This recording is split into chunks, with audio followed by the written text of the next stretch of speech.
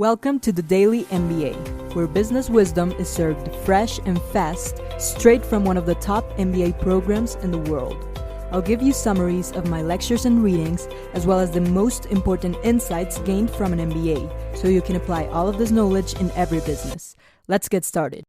On today's episode, I'm going to start talking about a completely new topic, and it's going to be operations management. And operations management is a topic that's usually often overlooked. And it's so crucial because it's the one that maintains, as the name says it, the operations of a company running, but also it will be very important regarding the strategy decisions, the profitability decisions. And so all of these things that we're going to start analyzing related to operations, you'll find that are easily relatable to other topics such as strategy or finances.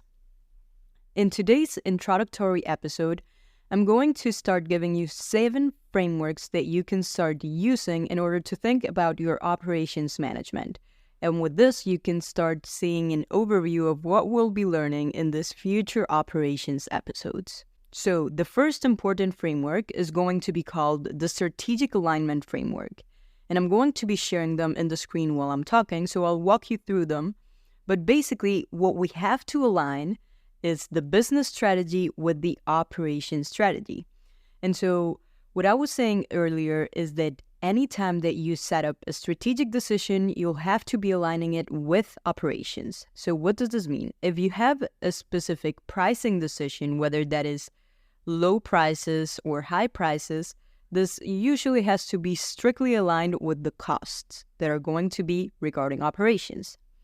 If you decide in your business strategy to offer variety, this will have to be also heavily aligned with flexibility in your operation side.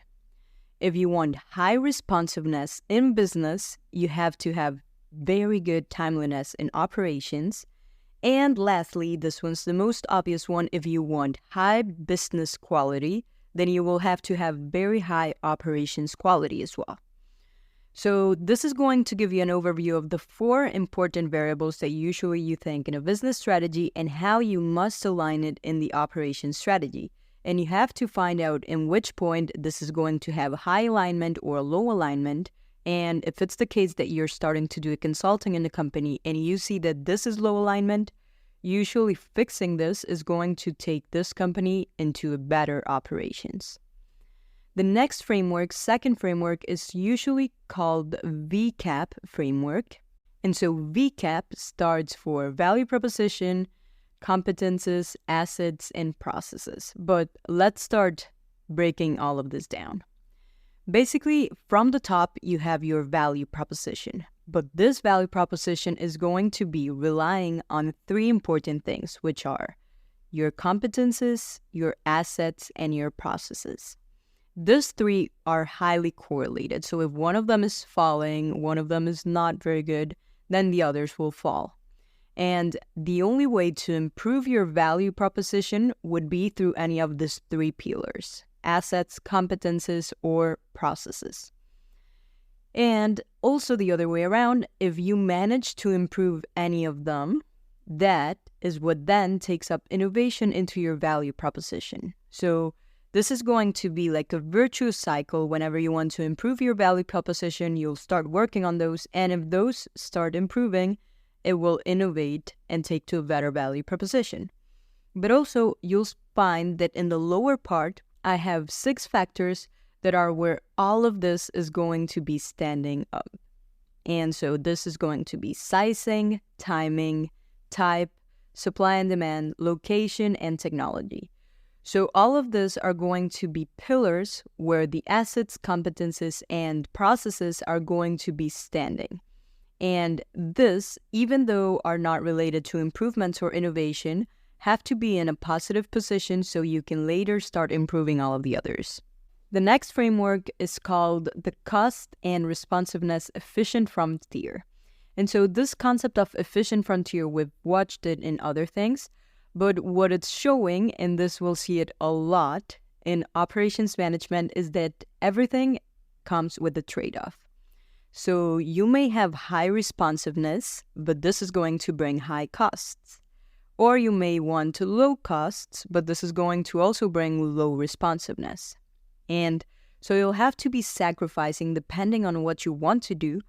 And therefore, the only way of improving is not going to be trying to get high responsiveness with low cost, but just trying to be even more efficient with the decisions that you're taking. And therefore, what you want to do as a company is just keep expanding this efficient frontier, because this is going to lead to the optimal operations decision. It's not going to be aiming to have both high responsiveness and low cost, because that's impossible just trying to expand that efficient frontier. The fourth framework that I wanted to present is called the Product Process Matrix. And so the Product Process Matrix is going to be showing the different types of levels that you can achieve with either low or high flexibility, then low or high volume, and then low or high variety. So these are going to be three key components that we're going to be studying depending on the different types of products that your company may offer. What you'll find is that volume and variety are usually going to be inversely correlated. And this does make sense, because if you have high variety, you can't make lots of volume because you have lots of variety. So you can't just focus on one thing and overproduce. You'll have to produce smaller quantities of this amount of variety. But what we can see is that these two, since they are inversely correlated, we can plug them in response to high flexibility and low flexibility, and usually this is going to determine what key decisions do we take with our products. So if you want low flexibility, low variety, and high volume, then you should do a continuous flow, which means basically having high scale, large products, economies of scale, producing things in a continuous flow. If you start going a little bit higher over there, it would be like a line flow. So this, when you start learning more about operations, will be a little bit similar to continuous flow, but it's a line, so it has a more complex process. And then when you start getting towards higher flexibility, you have more complexity, you want higher variety, you should then switch to batch process. Lastly, when you have very high flexibility, very high variety, and low volume, because you have to control the volume that you're producing from all of these different types of products, you would have what it's called a job shop process. And in job shop, it's literally going to be as it sounds. Every different product is going to have, as we could call it, like a shop where we are producing this specific job. So this is going to be for more complex products. If your product involves a high variety and high flexibility, then you should focus more towards being a job shop process. If the product, on the other hand, is kind of standardized and you only want high volume but you need low flexibility and low variety, you should focus on the continuous flow. So these two opposite ends are easy to think through, and they are going to be related to which product process should you choose. Now, framework number 5 is going to be called Strategic Operational Audit. And this one is going to be a little similar to the first framework that I introduced, where you want to see if your strategy is going to be aligned with your operations. But what we want to find here is like an audit, so find the gaps, find where things aren't being aligned. So one thing that we should be aligning, the first thing is the value proposition with the deliverables of the value proposition. So if I'm promising one thing and handing in another thing, there's a gap in the operations or in the strategy that we should fix.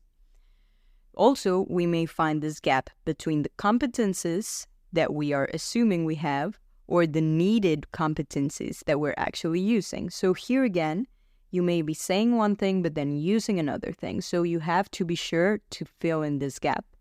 And the last one would be about resources and processes, and which ones would be the needed resources and needed processes.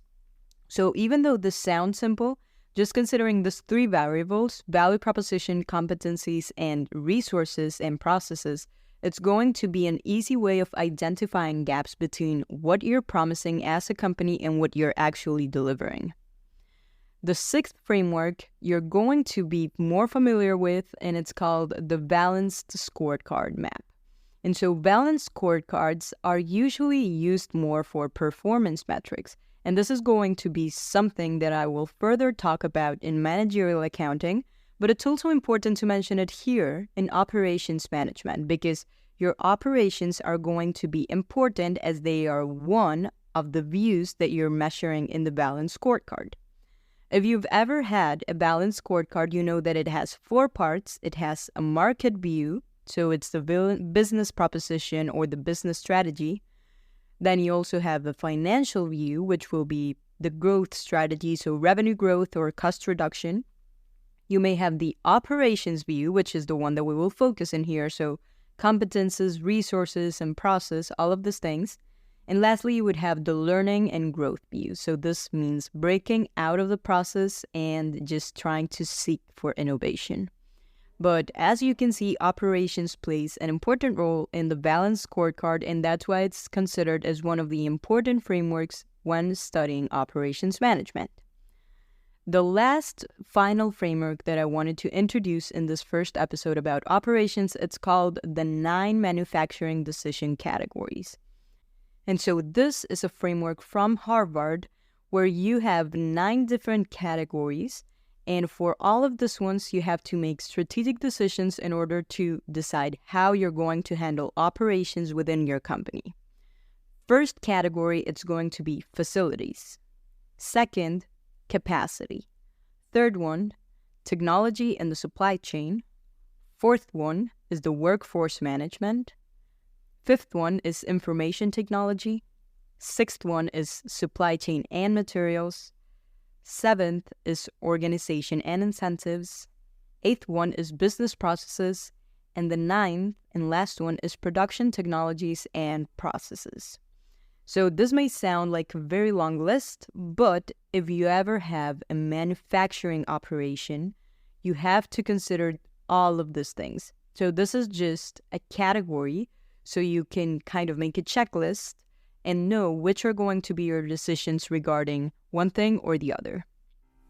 I hope after listening to all of these frameworks, you have a better perspective on what we're going to be learning about in operations. Also, share my episode with someone that wants to learn about business and give me a review if you like the content that I'm creating. I'll see you next week.